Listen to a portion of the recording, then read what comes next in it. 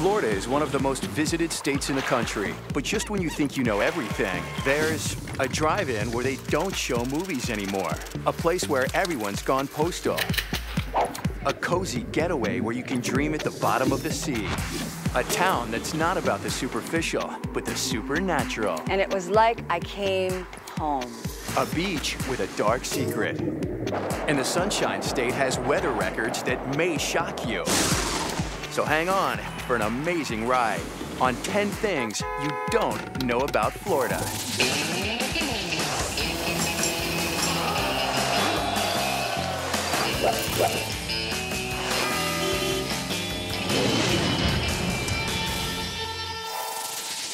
Yes, Florida is certainly known for its great weather, the beaches, warm sand, the tan bodies, and blue skies. But one thing you should know, it's hardly the Sunshine State. Turns out that Miami is one of the wettest big cities around. It rains more here than it does in Seattle or London, other places that are famous for their rain. The difference is when it rains in Miami, it comes down all at once. Ironically, if you look at the top 10 sunniest cities in the U.S., there are no Florida cities represented at all. And 4 of the top 10 wettest cities are in Florida. And along with heavy rain, there's another way Florida strikes out. More lightning occurs in Florida than any other place in the United States. And the reason for that is that we're on a narrow peninsula and we get sea breezes. But those sea breezes come to the middle of the state and they collide, and that pushes the air up. It causes thunderstorms, and thunderstorms produce lightning. While flashes of lightning are frequent, flurries of snow are rare. It's only snowed once here in Miami, and that happened on January 19th, 1977. Now, officially, the official record at the Miami International Airport does not say that it snowed, but there are many, many pictures of snow on cars and people writing their names in the windshield.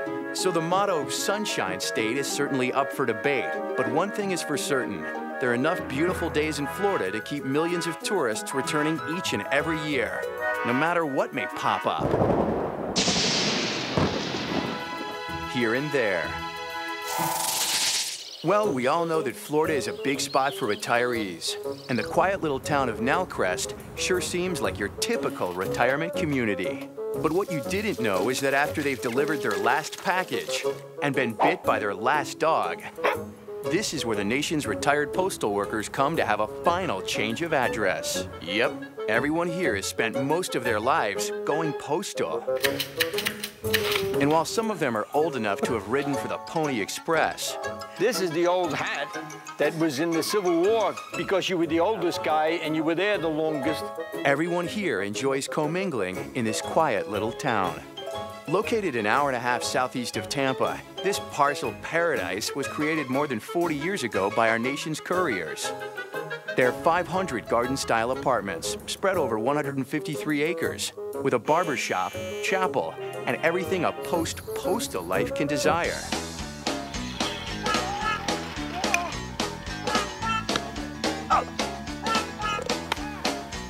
It gets crazy. They shatter your eardrums when they scream bingo.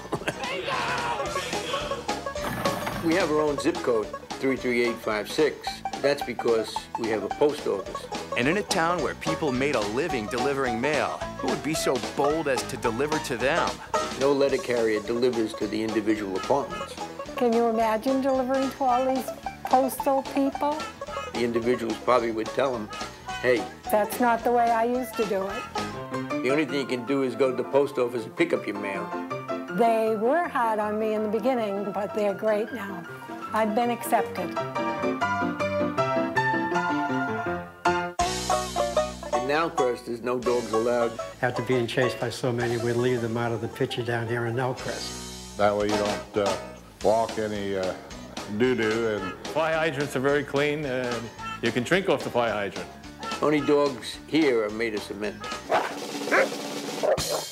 He ran over more dogs and destroyed more mail that he ran over with his truck. 32.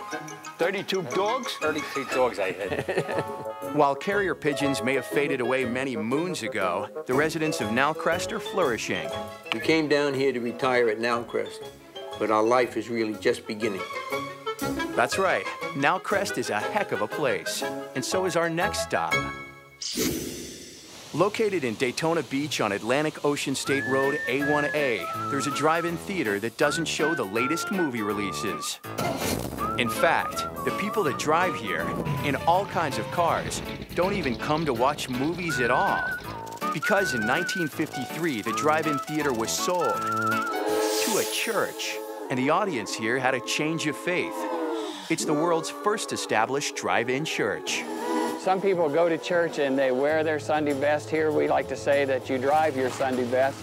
At 8:30 and 10 a.m. on Sundays, hundreds of parishioners pull up and tune in to hear Pastor Larry Deach preach from the drive-in's balcony. Are you one of the doubting Thomases here today? Well, answer this for me, just this simple little question.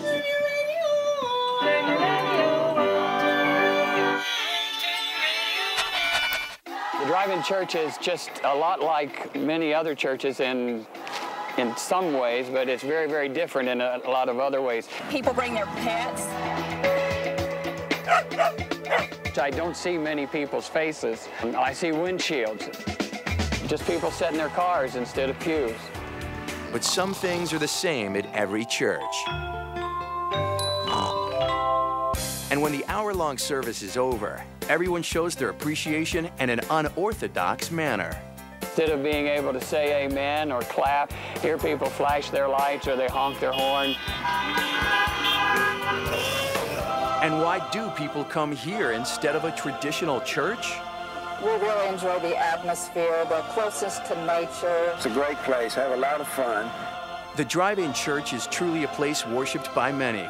A road trip to heaven every Sunday morning. Coming up, speak with the spirits. Visit a place where they sleep with the fishes. And later, a popular beach with a dark secret.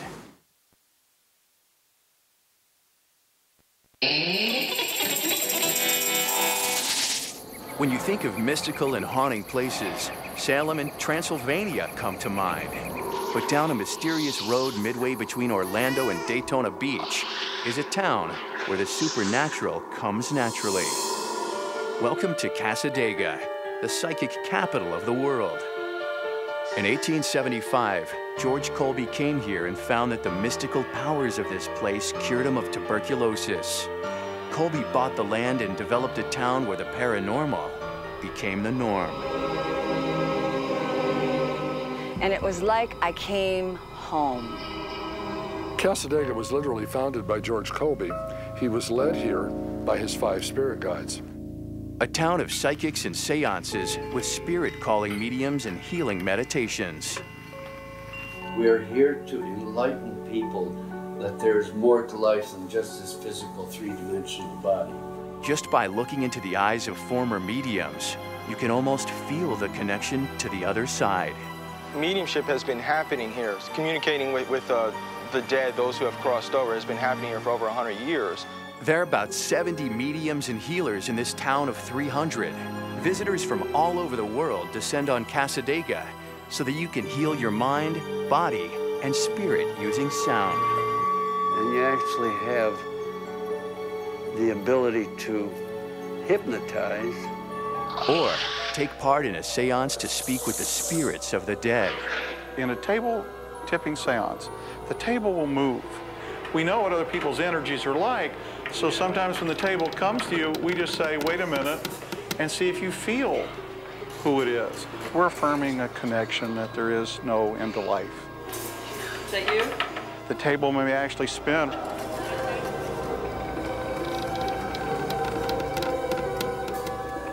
When you visit Cassadaga, you'll certainly see things from this world and another that you've never seen before.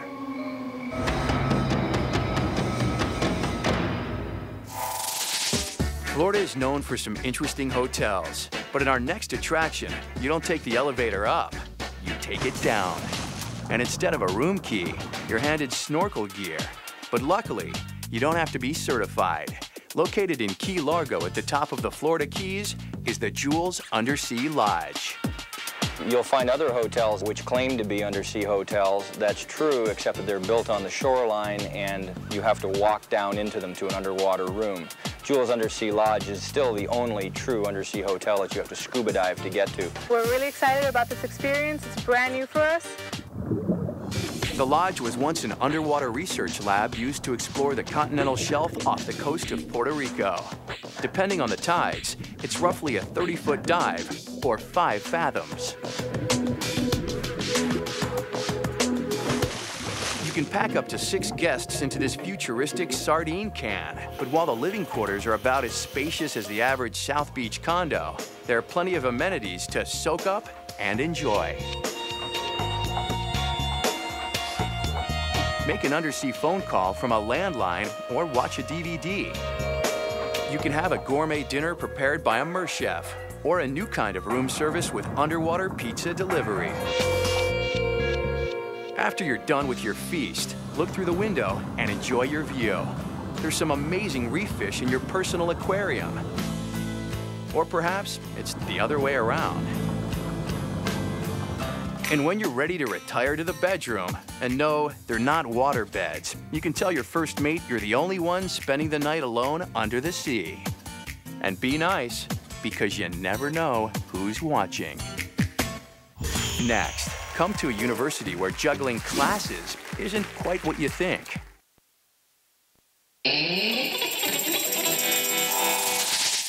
Florida State University is known for its student life, championship football, and most of all, its academics. I'm Brian, I'm a criminology student. Hey, my name is Jack Rice. I'm an urban and regional planning graduate student. My name is Dana. I'm a senior majoring in Middle Eastern Studies at Florida State University.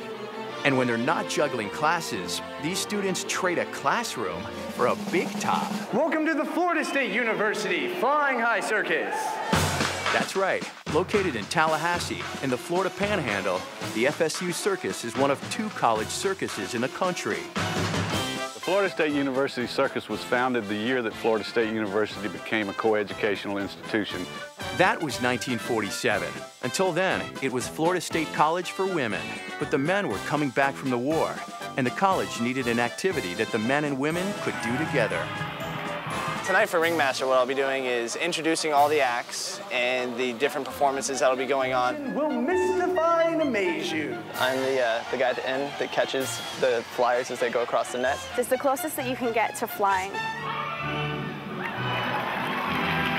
Yeah, we do offer a circus class, and we do offer credit for it. The only requirement beyond that is that you're an FSU student.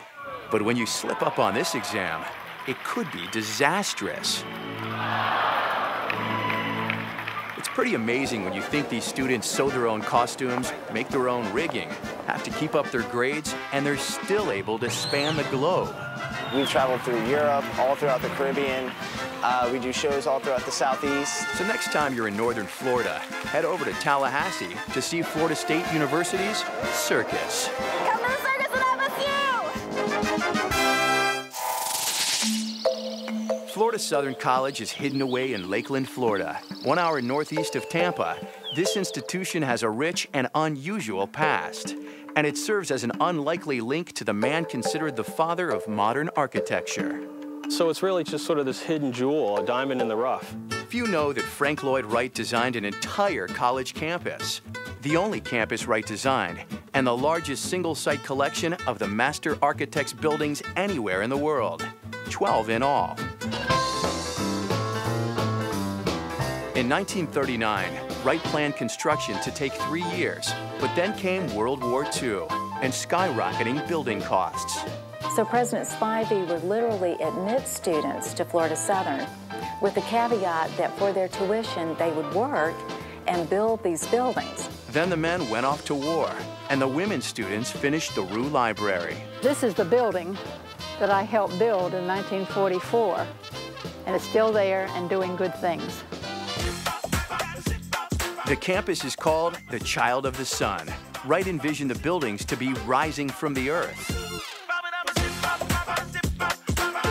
And at the center of campus is the newly refurbished and spectacular Water Dome, or Fountain of Knowledge. And what is the most shocking fact about Florida Southern College? It is really surprising that there's not a school of architecture here amongst the largest collection of Frankfurt architecture in the world. So let's hope that this master's monumental flower continues to bloom in the center of Florida's architectural garden. What if you could live in a utopian community with some real characters, and later visit the world's safest bathing beach that has a dark secret?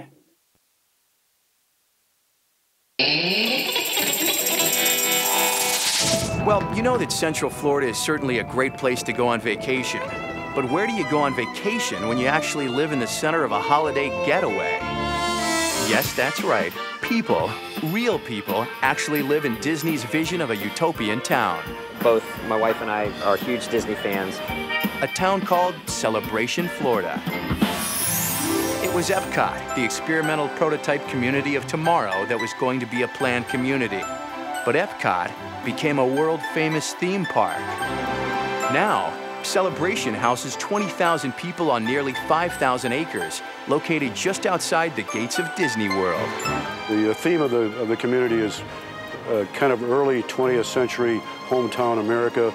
The hotel is an integral part of that, right in the heart of downtown Celebration. Voila. It's a perfect community because my kids live here and they walk around town. Everything you need is here.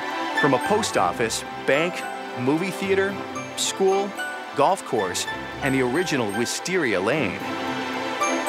The magical perfectness of it all may lead you to believe that perhaps not everything here is completely real. Amy likes to call things realistic perfection, so maybe this is it. A lot of tourists come here just to experience it. It's a sense of community, it's a sense of pride. In Celebration, no detail is overlooked. In the fall, Celebration simulates autumn with the colorful leaves made of paper. So when you're done having fun at the theme parks, perhaps you'll want to take up permanent residence at a full-time vacation in Celebration. And so it's great to be able to share our town and to share our love for Disney with people that are from outside and getting their first opportunity to see these things.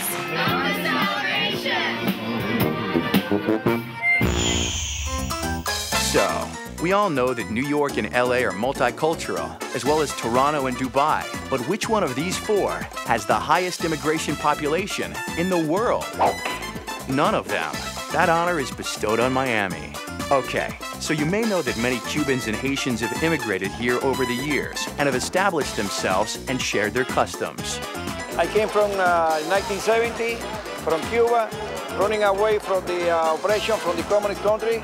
But there are also many other nationalities represented here. Israel. Guatemala.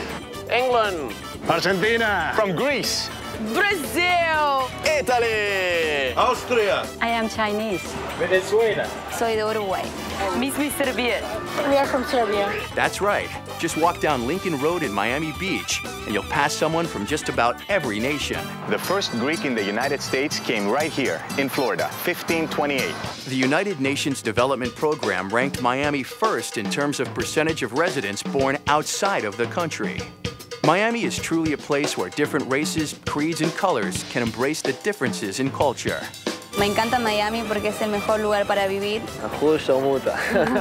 Ja volim što živim u Miami. Me gusta mucho Miami. Ragazzi, Miami è fantastica. Moi d'amour Miami, c'est le plus bon côté pour vivre. Bye.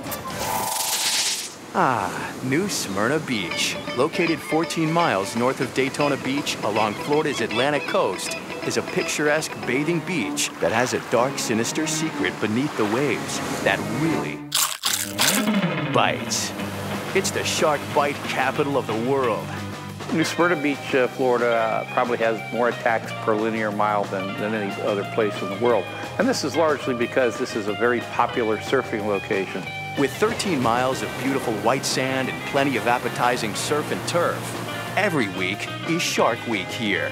You have a lot of bait fish going through the water, and with that, a lot of surfers are out there. There's also a lot of nice waves, and you have murky water. You bring all these factors together, and you have a lot of shark attacks. Basically all surfers getting bit on the hand or the foot. Unfortunately, the best waves are right beside the inlet where the sharks tend to feed. When sharks search for their next meal amidst hundreds of kicking feet, there have to be a lot of cases of mistaken identity. And so when they grab a splash that they think is a school of fish and find a human foot in their mouth, they immediately let go. So we call these hit and run attacks. With bull sharks, black tips, and spinner sharks leading the way in attacks in New Smyrna, the statistics will make your jaws drop with fear. The number of shark attacks in New Smyrna's Volusia County exceeds that of some countries. Whenever you're out there, you just see sharks and fins all the time. It's crazy. About 2 years ago, I was paddling out quickly right next to the inlet when all of a sudden something pulled me under violently. I held onto my board and I looked behind me and realized that I'd just been attacked by a shark. There were all sorts of holes in my foot. I was pretty scared and I tried to keep my hands and feet out of the water. All of a sudden, bait fish exploded all around me and I realized there were sharks still feeding right underneath me. I caught a wave in on my stomach and yelled for help. Shark experts analyzed the bite and they believe it was a black tip. And though the most shark bites happen here, the astonishing truth is they're all small sharks and small bites, no fatalities. I've surfed a million times out there and never got bit. I love surfing too much to stop surfing in New Smyrna. So even though these neighbors just can't seem to get along, it's not going to stop thousands of beachgoers from visiting this beautiful Florida beach every year. So next time you think you know everything there is to know about a place, think again. Anything can happen here.